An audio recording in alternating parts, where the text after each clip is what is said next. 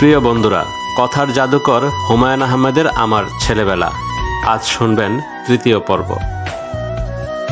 সিলেটের মীরাবাজার, সাদা রঙের একতলা দালান, চারদিকে সুপারি গাছের সারি, ভেতরের উঠানে একটা কুয়া, কুয়ার চারপাশ বাঁধানো। বাড়ির ডান দিকে প্রাচীন কয়েকটা কাঁঠাল গাছ, কাঁঠাল গাছের পাতায় আলু আদারের খেলা। কুয়ার ভেতর উকি মারছে নীল আকাশ। একটু দূরে দুটো আতাফল গাছ, সোনালি রঙের আতাফলে পুরো গাছ সোনালি হয়ে আছে। পাকা আতার লোভে বীর করছে রাজ্যের পাখি, তাদের সঙ্গে ঝগড়া বেঁধে গেছে কাকদের, কান পাতা দায়। এমন একটা রহস্যময় পরিবেশে আমার শৈশবের শুরুটা খুব খারাপ না, তবু শৈশবের কথা মনে হলেই প্রথমে কিছু দুঃখময় স্মৃতি বীর করে কিছুতেই তাদের তাড়াতে পারি না, সেগুলো দিয়েই শুরু করি। একদিন কি একটা অপরাধ করেছি, কাপ ভেঙে ফেলেছি কিংবা পাশের বাড়ির জানালায় ঢিল মেরেছি। অপরাধের শাস্তি দেওয়া হবে। মা শাস্তির বার দিলেন আমার মেজু চাচাকে। তিনি আমাদের সঙ্গেই থাকতেন। সিলেটে এমসি কলেজে আইএ পড়তেন এবং প্রতি বছর ফেল করতেন।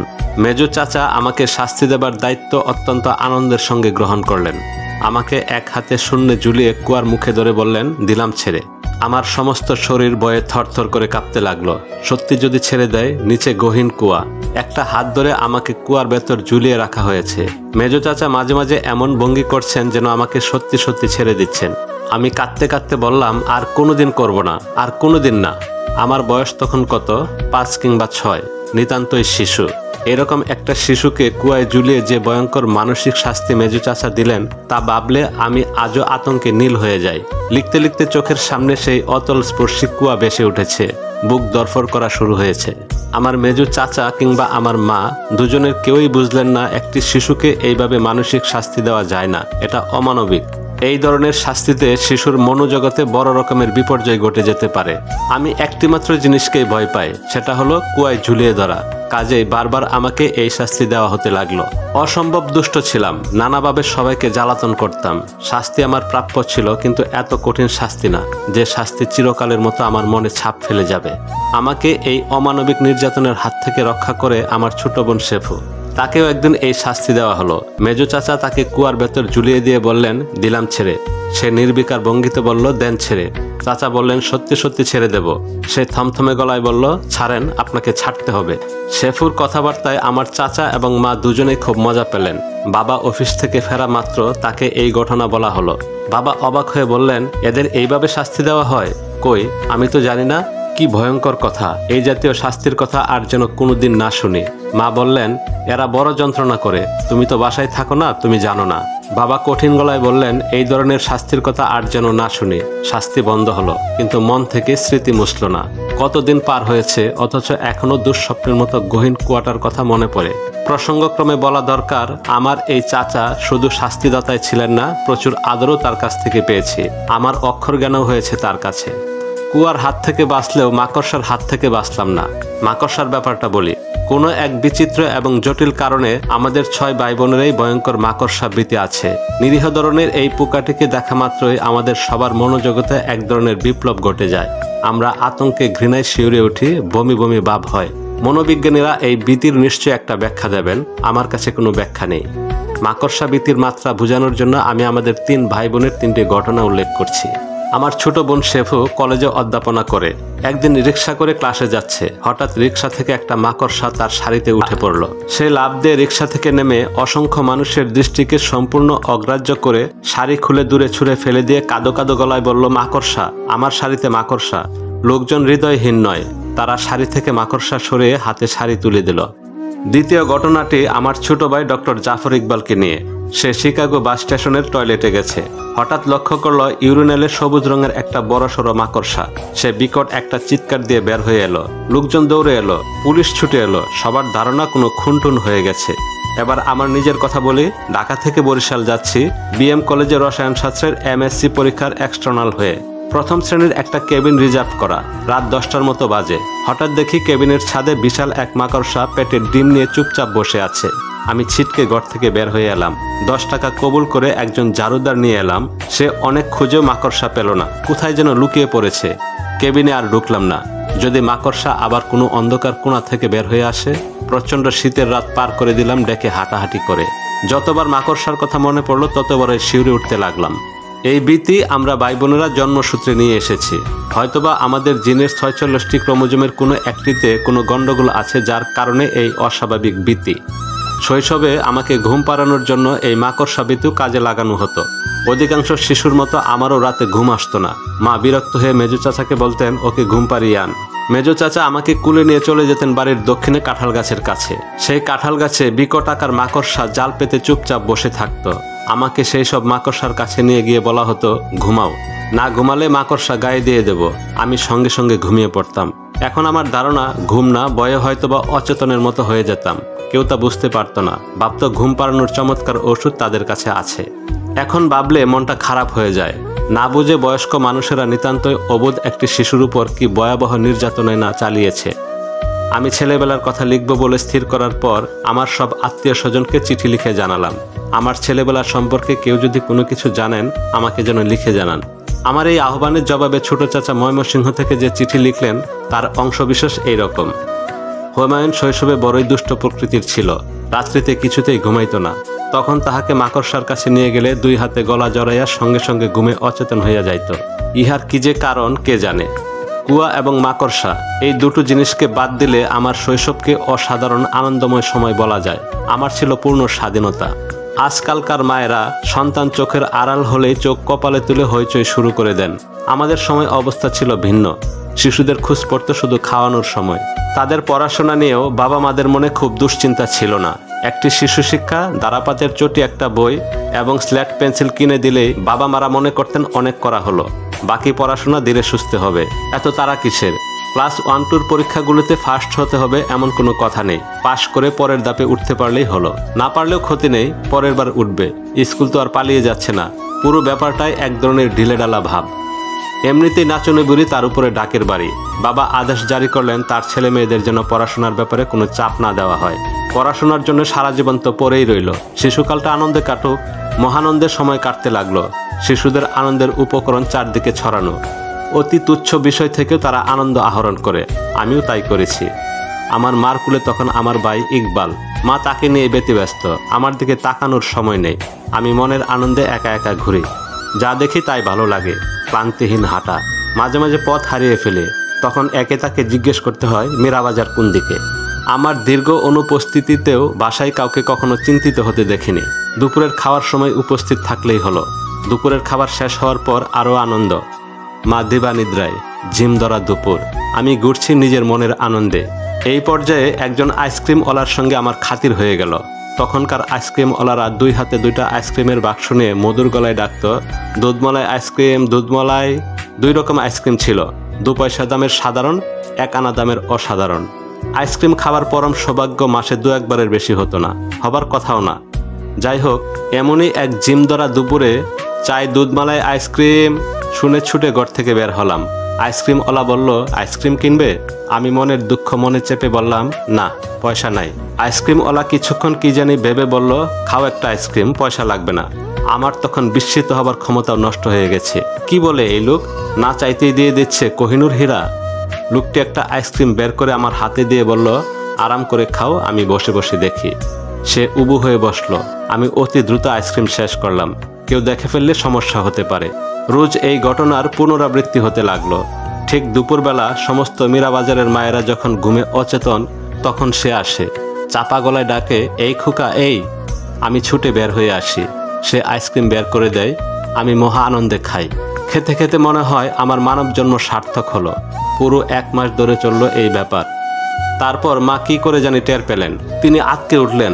তার ধারণা এ ছেলে ধরা। বাসার সবারই ভয়, আমাকে নিয়ে যাবে। বাবাকে খবর দিলেন। তিনি চিন্তিত হলেন এবং অফিস বাদ দিয়ে এক দুপুরে বাসায় বসে রইলেন।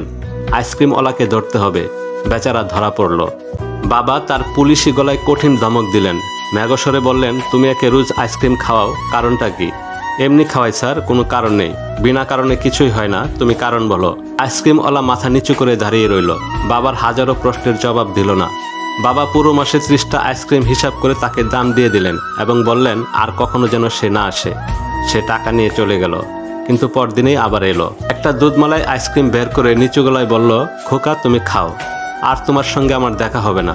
আমি আইসক্রিম বেচা ছেড়ে দেব। আমি চিন্তিত স্বরে বললাম, কেন? সে তার জবাব না দিয়ে কোমল গলায় বলল, খোকা আমার কথা মনে থাকবে? আমি বললাম থাকবে। মানুষকে দেয়া বেশিরভাগ কথাই আমি রাখতে পারিনি, কিন্তু হতদরিদ্র আইসক্রিমওয়ালার কথা আমি মনে রেখেছি। এখনো মাঝে মাঝে অবাক হয়ে ভাবি কি জন্য সে বিনা পয়সায় আমাকে আইসক্রিম খাওয়াতো। আমার বয়সী কোনো ছেলে কি তার ছিল যে অল্প বয়সে মারা গেছে? দরিদ্র পিতা তার স্নেহ ঢেলে দিয়েছে অচেনা একটা শিশুকে, নাকি অন্য কোনো কারণ আছে? রহস্যময় এই পৃথিবীতে কিছু কিছু ঘটনার পুনরাবৃত্তি হয়। প্রায় 30 বছর পর আইসক্রিম খাওয়ার ঘটনাটির পুনরাবৃত্তি হলো। তখন শ্যামলিতে থাকে, আইসক্রিমওয়ালা এসেছে। আমার বড় মেয়ে নুবা আমার কাছ থেকে 2 টাকা নিয়ে ছুটে গেল আইসক্রিম কিনতে। আইসক্রিম হাতে হাসি মুখে ফিরে এসে বলল, আইসক্রিমওয়ালা আমার কাছ থেকে টাকা নেয়নি, বিনা টাকায় আইসক্রিম দিল, বলল টাকা দিতে হবে না। আমার স্ত্রী চমকে উঠে বলল, নির্গাত ছেলে ধরা, তুমি এক্ষুনি নিচে যাও। আমি নিচে গেলাম না। ছেলেবেলার সেই আইসক্রিমওয়ালার কথা ভেবে মন কেমন করতে লাগলো। শীতের শুরুতে আমার আনন্দময় আকাশে কালো মেঘের ঘনঘটা দেখা যেতে লাগলো। শুনলাম আমি রাস্তায় ঘুরে ঘুরে পুরোপুরি বাদর হয়ে গেছি। প্যান্ট পরা বলে লেজটা দেখা যায় না, প্যান্ট খুলে ফেললে লেজও দেখা যাবে। আমার বাদর জীবনের সমাপ্তি ঘটানোর জন্যই আমাকে নাকি স্কুলে ভর্তি করিয়ে দেওয়া হবে। আমার প্রথম স্কুল যাওয়া উপলক্ষে একটা নতুন খাকি প্যান্ট কিনে দেওয়া হলো। সেই প্যান্টের কোনো জিপার নেই, সারাক্ষণ হা হয়ে থাকে। অবশ্য তা নিয়ে আমি খুব একটা উদ্বিগ্ন হলাম না। নতুন প্যান্ট পরছি, এই আনন্দেই আমি আত্মাহারা। মেজো চাচা আমাকে কিশোরমোহন পাঠশালায় ভর্তি করিয়ে দিয়ে এলেন এবং হেডমাস্টার সাহেবকে বললেন চোখে চোখে রাখতে হবে, বড়ই দুষ্ট। আমি অতি সুবোধ বালকের মতো ক্লাসে গিয়ে বসলাম। মেঝেতে পাটি পাতা, সেই পাটির উপর বসে পড়াশোনা। ছেলে মেয়ে সবাই পড়ে, মেয়েরা বসে প্রথম দিকে, তার পেছনে ছেলেরা। আমি খানিকক্ষণ বিচার বিবেচনা করে সবচেয়ে রূপবতী বালিকার পাশে ঠেলে ঠুলে জায়গা করে বসলাম। রূপবতী বালিকা অত্যন্ত হৃদয়হীন ভঙ্গিতে তুই তুই করে সিলেটি ভাষায় বলল, এই তোর প্যান্টের ভেতরে সবকিছু দেখা যায়। ক্লাসের সবকটা ছেলে মেয়ে একসঙ্গে হেসে উঠল। মেয়েদের আক্রমণ করা অনুচিত বিবেচনা করে সবচেয়ে উচ্চস্বরে যে ছেলেটি হাসছে তার উপর ঝাঁপিয়ে পড়লাম। হাতের কোণের প্রবল আঘাতে রক্তারক্তি ঘটে গেল। দেখা গেল ছেলেটির সামনের একটি দাঁত ভেঙে গেছে। হেডমাস্টার সাহেব আমাকে কান ধরে সারাক্ষণ দাঁড়িয়ে থাকার নির্দেশ দিলেন। ছাত্রছাত্রীদের উপদেশ দিলেন, এ মহাগুন্ডা, তোমরা সাবধানে থাকবে, খুব সাবধান। পুলিশের ছেলে গুন্ডা হওয়াই স্বাভাবিক। ক্লাস 1 12টার মধ্যে ছুটি হয়ে যায়। এই 2 ঘন্টা আমি কান ধরে দাঁড়িয়ে থাকলাম। আমার সময়টা যে খুব খারাপ কাটলো তা নয়। স্কুলের পাশে আনসার ট্রেনিং ক্যাম্প, তাদের ট্রেনিং দেওয়া হচ্ছে লেফট রাইট লেফট রাইট। দেখতে বড়ই ভালো লাগছে। মনে মনে ঠিক করে ফেললাম বড় হয়ে আনসার হব। ক্লাসের দ্বিতীয় দিনেও শাস্তি পেতে হলো। মাস্টার সাহেব অকারণেই আমাকে শাস্তি দিলেন। সম্ভবত প্রথম দিনের কারণে আমার উপর রেগেছিলেন। তিনি মেঘস্বরে বললেন, গাধাটা মেয়েদের সঙ্গে বসে আছে কেন? এই তুই কান ধরে দাঁড়া।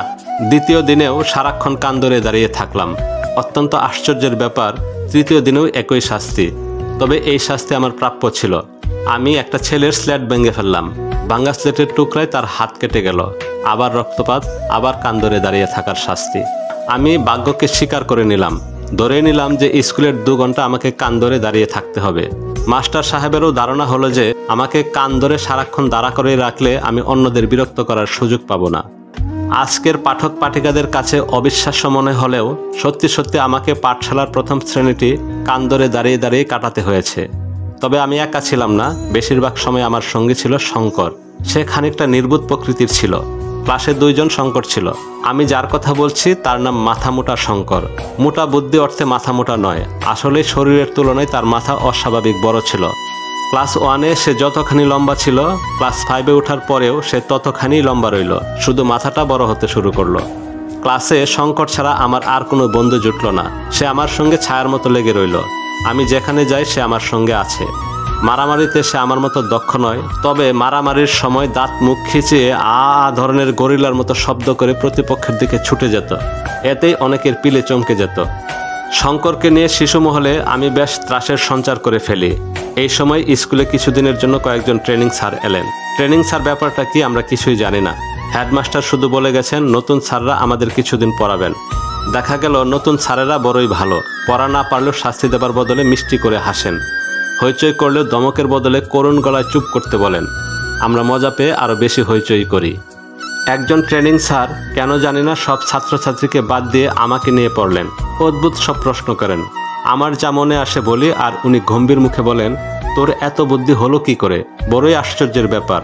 তোর ঠিকমতো যত্ন হওয়া দরকার। তোকে নিয়ে কি করা যায় তাই ভাবছি। কিছু একটা করা দরকার। কিছু করার আগেই স্যারের ট্রেনিং কাল শেষ হয়ে গেল। তিনি চলে গেলেন। তবে কেন জানি কিছুদিন পর পরই আমাকে দেখতে আসেন। গভীর আগ্রহে পড়াশোনা কেমন হচ্ছে তার খোঁজ নেন। সব বিষয়ে সবচেয়ে কম নম্বর পেয়ে ক্লাস 2-তে ওঠার সংবাদ পাওয়ার পর স্যারের উৎসাহে বাটা পড়ে যায়। শুধু যে উৎসাহে বাটা পড়ে তাই নয়, উনি এতই মন খারাপ করেন যে আমার নিজেরও খারাপ লাগতে থাকে। ক্লাস 2-তে উঠে আমি আরেকটি অপকর্ম করি। যে রূপবতী বালিকা আমার হৃদয় হরণ করেছিল তাকে সরাসরি বিয়ের প্রস্তাব দিয়ে ফেলি। গম্ভীর গলায় জিজ্ঞেস করি বড় হয়ে সে আমাকে বিয়ে করতে রাজি আছে কিনা। প্রকৃতির কোনো এক অদ্ভুত নিয়মে রূপবতীরা যে শুধু হৃদয়হীন হয় তাই না, খানিকটা হিংস্র স্বভাবেরও হয়। সে আমার প্রস্তাবে খুশি হবার বদলে ভাগিনীর মতো আমার উপর ঝাঁপিয়ে পড়ে খামচি দিয়ে হাতের 2-3 জায়গায় চামড়া তুলে ফেলে। স্যারের কাছে নালিশ করে। শাস্তি হিসাবে 2 হাতে 2টি ইট নিয়ে আমাকে নীল ডাউন হয়ে বসে থাকতে হয়। প্রেমিক পুরুষদের প্রেমের কারণে কঠিন শাস্তি ভোগ করা নতুন কোনো ব্যাপার নয়, তবে আমার মতো এত কম বয়সে প্রেমের এমন শাস্তির নজির বোধ হয় খুব বেশি নেই। স্কুল আমার ভালো লাগতো না। মাস্টাররা অকারণে কঠিন শাস্তি দিতেন। পাঠশালা ছুটির পর বেশ কিছু ছাত্রছাত্রী চোখ মুছতে মুছতে বাড়ি যাচ্ছে, এই ছিল প্রাত্যহিক ঘটনা। আমাদের পাঠশালায় প্রথম শ্রেণী থেকে 4র্থ শ্রেণী পর্যন্ত পড়ার ব্যবস্থা ছিল, কিন্তু একটা ক্লাস থেকে অন্য ক্লাস আলাদা করা নয়, অর্থাৎ কোথাও কোনো পার্টিশনের ব্যবস্থা নেই। কোনো ক্লাসে একজন শাস্তি পেলে পাঠশালার সবাই তা দেখে বিমল আনন্দ ভোগ করত। শিক্ষকরাও যে মমতা নিয়ে পড়াতেন তাও না, তাদের বেশিরভাগ সময় কাটত ছাত্রছাত্রীদের শাস্তি দেবার কলা কৌশল বের করার কাজে। আমার পরিষ্কার মনে আছে, একজন শিক্ষক ক্লাস 4-এর একজন ছাত্রের দিকে একবার প্রচণ্ড জোরে ডাস্টার ছুঁড়ে মারেন। ছাত্রটির মাথা ফেটে যায়। অজ্ঞান হয়ে যাওয়ায় ছাত্রের মাথায় প্রচুর পানি ডালাডালি করে তার জ্ঞান ফেরানো হয়। জ্ঞান ফেরার পর প্রথম যে প্রশ্নটি তাকে করা হয় তা হচ্ছে, আর এরকম করবি কোনোদিন? স্কুল জীবনের একটি উল্লেখযোগ্য ঘটনার কথা বলে। একদিন ক্লাসে গিয়ে দেখি চারদিকে চাপা উত্তেজনা, পড়াশোনা এবং শাস্তি দুটোই বন্ধ। শিক্ষকদের মুখ হাসি হাসি। আমাদের জানানো হলো আমেরিকা নামের এক ধনী দেশ আমাদের দরিদ্র দেশের ছেলে মেয়েদের কিছু সাহায্য দিয়েছে, সেই সাহায্য আমাদেরকে দেওয়া হবে। সাহায্য হিসেবে আমরা সবাই 1 টিন গুঁড়া দুধ এবং 1 টিন মাখন পেলাম। 2 হাতে 2 টিন নিয়ে হাসতে হাসতে বাড়ি ফিরে এলাম। মা বিস্মিত হয়ে বললেন, সবাইকে দিয়েছে? আমি বললাম হ্যাঁ, স্যার বলেছেন পাকিস্তানের সব স্কুলের ছাত্রছাত্রীদের 2 টিন করে দিয়েছে। মা আবার বিস্ময়ে বললেন, একটা দেশ কত ধনী হলে এমন সাহায্য দিতে পারে। মা আমেরিকার প্রতি বড়ই কৃতজ্ঞ হলেন। আমরা সকালের নাস্তায় রুটি মাখন খেতে শুরু করলাম। টিন 2টি শেষ হবার আগেই দ্বিতীয় দফায় আবার পাওয়া গেল এবং জানা গেল প্রতি মাসে 2 বার করে দেওয়া হবে। স্কুলের হেডমাস্টার সাহেবের ঘর দুধ আর মাখনের টিন দিয়ে ভর্তি হয়ে গেল। মার মুখের হাসি আরও বিস্তৃতি হলো। আমেরিকা নামের সোনার দেশের সুখ ও সমৃদ্ধি কামনা করে তিনি সম্ভবত শুকরানা নামাজও আদায় করলেন। যদিও হেড স্যারের গড়ভর্তি ছিল দুধ এবং মাখনের টিন, কিন্তু আমরা আর পেলাম না। হেডমাস্টার সাহেব ঠিক করলেন ছাত্রদের স্কুলে দুধ বানিয়ে খাওয়ানো হবে। দুধ বানানোর আনুষঙ্গিক খরচ আছে, চুলা কিনতে হবে, ছাত্রদের জন্য মগ কিনতে হবে, জ্বালানির খরচ আছে। এইসব খরচ মেটানো হবে মাখনের টিন বিক্রি করে। 2-3 দিন তাই হলো। বিশাল কড়াইয়ে দুধ জাল দেওয়া হলো। অতি অখাদ্য সেই দুধ জোর করে আমাদের খাওয়ানো হলো। শারীরিক শাস্তির চেয়ে সেই শাস্তি ভয়াবহ ছিল। আমরা প্রতিটি ছাত্রছাত্রী মনে প্রাণে প্রার্থনা করলাম, আল্লাহ তুমি আমাদের এই দুধের হাত থেকে বাঁচাও। আল্লাহ শিশুদের প্রার্থনা শুনলেন। শাস্তি বন্ধ হলো, দুধ খাওয়ানো শেষ হলো। আমাদের শিক্ষকরা সবাই রিক্সা ভর্তি করে দুধ ও মাখনের টিন বাড়ি নিয়ে গেলেন। আমার বয়স তখন খুবই কম। এই বয়সে দুর্নীতি সম্পর্কে কোনো ধারণা হবার কথা নয়, কিন্তু আমাদের সম্মানিত শিক্ষকরাই সেই ধারণা আমাদের মাথায় ঢুকিয়ে দিলেন। আমার জীবনের শিক্ষকরা এসেছেন দুষ্ট গ্রহের মতো। আমি সারা জীবন অনেক কিছু হতে চেয়েছি, আইসক্রিমওয়ালা, জুতা পালিশওয়ালা থেকে ডাক্তার, ব্যারিস্টার, কিন্তু কখনো শিক্ষক হতে চাইনি বলেই বোধহয় এখন জীবন কাটাচ্ছি শিক্ষকতায়। ক্লাস 3 থেকে 4-এ উঠব। বার্ষিক পরীক্ষা এসে গেছে। বাড়িতে বাড়িতে পড়াশোনার ধুম। আমি নির্বিকার, বই নিয়ে বসতে ভালো লাগে না, যদিও পড়তে বসতে হয়। সেই বসাটা পুরোপুরি ভান। সবাই দেখলো আমি বই নিয়ে বসে আছি, এই পর্যন্তই। তখন প্রতি সন্ধ্যায় সিলেট শহরে মজাদার ব্যাপার হতো, তার নাম ল্যাম্পটন লেকচার। কথাটা বোধহয় লণ্ঠন লেকচারের বিকৃত রূপ। ভ্রাম্যমাণ গাড়িতে করে জায়গায় জায়গায় সিনেমা দেখানো, পরিষ্কার পরিচ্ছন্নতা, ম্যালেরিয়া, এইসব ভালো ভালো জিনিস। আমাদের কাজের ছেলে রফিক খোঁজ নিয়ে আসে আজ কোথায় ল্যাম্পটন লেকচার হচ্ছে। মুহূর্তে আমরা দুজন হাওয়া। রফিক তখন আমার বন্ধু স্থানীয়, তার কাছ থেকে বিড়ি খাওয়ার উপর কোর্স নিচ্ছি। বিড়ি খেলে কচি পেয়ারা পাতা চিবিয়ে মুখের গন্ধ নষ্ট করতে হয়, এইসব বিদ্যা শিখে নিচ্ছি। এই জাতীয় শিক্ষায় আমার আগ্রহের কোনো অভাব দেখা যাচ্ছে না। ল্যাম্পটন লেকচারের ভূত আমার গাড় থেকে নামানোর অনেক চেষ্টা করা হলো, নামানো গেল না। মা হাল ছেড়ে দিলেন। এখন আর সন্ধ্যা হলে পড়তে বসতেও বলেন না। আমি মোটামুটি সুখে আছি বলা চলে। এমন এক সুখের সময়ে মাথামোটা শঙ্কর খুব উত্তেজিত ভঙ্গিতে বলল, তার মা তাকে বলেছেন সে যদি ক্লাস 3 থেকে পাশ করে 4-এ উঠতে পারে তাহলে তাকে ফুটবল কিনে দেবেন। সে আমার কাছে এসেছে সাহায্যের জন্য, কি করে এক দেখায় পরের ক্লাসে ওঠা যায়। একটা চামড়ার ফুটবলের আমাদের খুবই শখ। সেই ফুটবল এখন মনে হচ্ছে খুব দূরের ব্যাপার নয়। সেদিনেই পরম উৎসাহে শঙ্করকে পড়াতে বসলাম। যে করে হোক তাকে পাশ করাতে হবে। দুজনেই একই ক্লাসে পড়ি। এখন সে ছাত্র, আমি শিক্ষক। ওকে পড়ানোর জন্য নিজেকে প্রথম পড়তে হয়, বুঝতে হয়। যা পড়ায় কিছুই শঙ্করের মাথায় ঢুকে না। মনে হয় তার 2 কানে রিফ্লেক্টর লাগানো। যা বলা হয় সেই রিফ্লেক্টরের ধাক্কা খেয়ে ফিরে আসে, ভেতরে ঢুকতে পারে না। যাই হোক, প্রাণপণ পরিশ্রমে ছাত্র তৈরি হলো। দুজন পরীক্ষা দিলাম। ফল বের হলে দেখা গেল আমার ছাত্র ফেল করেছে এবং আমি স্কুলের সমস্ত শিক্ষকদের স্তম্ভিত করে প্রথম হয়ে গেছি। ফুটবল পাওয়া যাবে না, এই দুঃখে রিপোর্ট কার্ড হাতে পেয়ে কাঁদতে কাঁদতে বাসায় ফিরলাম। এই ক্ষুদ্র ঘটনা বাবাকে খুব মুগ্ধ করলো। বাসায় যেই আসে তাকেই বলেন, আমার এই ছেলের কাণ্ড শুনুন, পরীক্ষায় ফার্স্ট হয়ে কাঁদতে কাঁদতে বাসায় ফিরে এসেছে। এই ঘটনার আরেকটি সুফল হলো, বাবা মাকে ডেকে বলে দিলেন, কাজলকে পড়াশোনা নিয়ে আর কিছু বলার দরকার নেই। ওই ইচ্ছা হলে পড়বে, ইচ্ছে না হলে না, তাকে নিজের মতো করে থাকতে দাও। আমি পরিপূর্ণ স্বাধীনতা পেয়ে গেলাম।